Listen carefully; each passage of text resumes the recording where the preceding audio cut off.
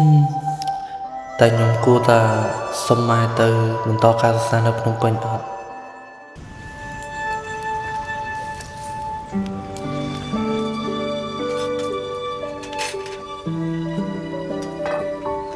សំណាងសំណាងកូនមកហូបបាយឆ្អិនហើយកូន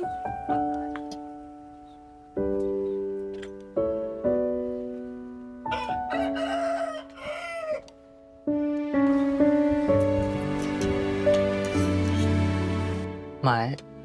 ឡូវកូនរៀនចប់ទី12ហើយកូនចង់សុំម៉ែទៅរៀនតនៅភ្នំពេញម៉ែគិតមិនដែរបើកូនឯងទៅពេញណាម៉ែសុបាយចិត្តណាកូនឲ្យតែកូនឯងខំប្រឹងរៀនកូនណាបាទកូនឯងទៅរៀននៅពេញគេថាពេញនៅច្រើនណាកូនជិះម៉ូតូអីប្រយ័ត្នប្រយែងកូនណាហើយកូនឯងសាបគប់មិត្តភក្តិល្អកូនទៅសាលាស្ដាប់លោកគ្រូអ្នកគ្រូបញ្យល់កូនណាស្អែកបងត្រូវឡើងទៅភ្នំពេញអូនឯងនៅផ្ទះចាំជួយមើលថែម៉ែផងព្រោះម៉ែគាត់ចាស់ហើយចាបងបើបងឯងទៅពេញបានតែគេមើលម៉ែម៉ែកាន់តែចាស់ហើយហ្នឹងហើយអូនអត់តមានគេធ្វើហ្នឹងបងក៏អត់ចង់ទៅឆ្ងាយពីម៉ែដែរតែដោយសារតែជីវភាពយើងម៉ែតើហើយកូនណាមួយកូនចង់បានចំណេះដឹងដូចគេទូទៅដែរម៉ែញ៉ាំបាយញ៉ាំបាយម៉ែហូបបាយកូនបាទ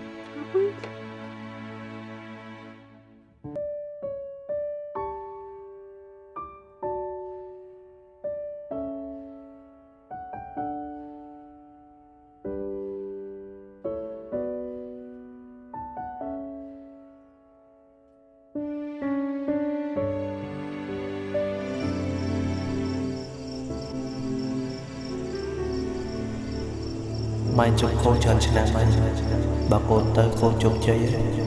កូននឹងចាំម៉ែម្ដងមិនឲ្យម៉ែបាយកូនសន្យា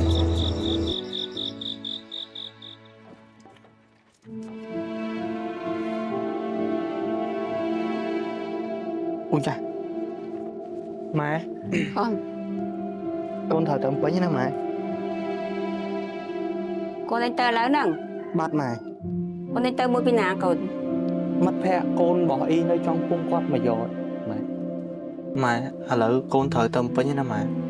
កូននឹងសន្យាថាកូននឹងខំប្រឹងរៀនដើម្បីអនាគតមានការងារល្អធ្វើកូនមានលុយកូននឹងមកចាំម៉ែវិញណាម៉ែមើលកូនឯងដើរផ្លូវខុសម៉ែមិនដឹងអាងអីទេកូនណាបាទកូននឹងខំប្រឹងរៀនកូននឹងសន្យាថាកូនខំប្រឹងរៀនម៉ែអរគុណហើយកូនណាកូនម៉ែជូនពរកូនទៅរៀនពេញឲ្យកូនសុខសប្បាយកូនខំប្រឹងរៀនកូនណាម៉ែអូនចាំឥឡូវបងទៅផ្ទះសិនណាបងឯងនៅផ្ទះទៅមើលថែម៉ែផងចាំមកវិញបងមានអីឲ្យណែចាបងសុខសប្បាយតាមផ្លូវអញ្ចឹងកូនជំរាបលាទៅសិនណាម៉ែណាកូនសុខសប្បាយកូនណាកូនមានសំណាងល្អសុខភាពល្អកូនណាបាទម៉ែកូនខំប្រឹងរៀនស្ដាប់គ្រូកុំដើរផ្ដេសផ្ដាសពេញមនុស្សច្រើនណាយើងអ្នកស្រីយើងអត់ស្គាល់គេទេណាកូនណា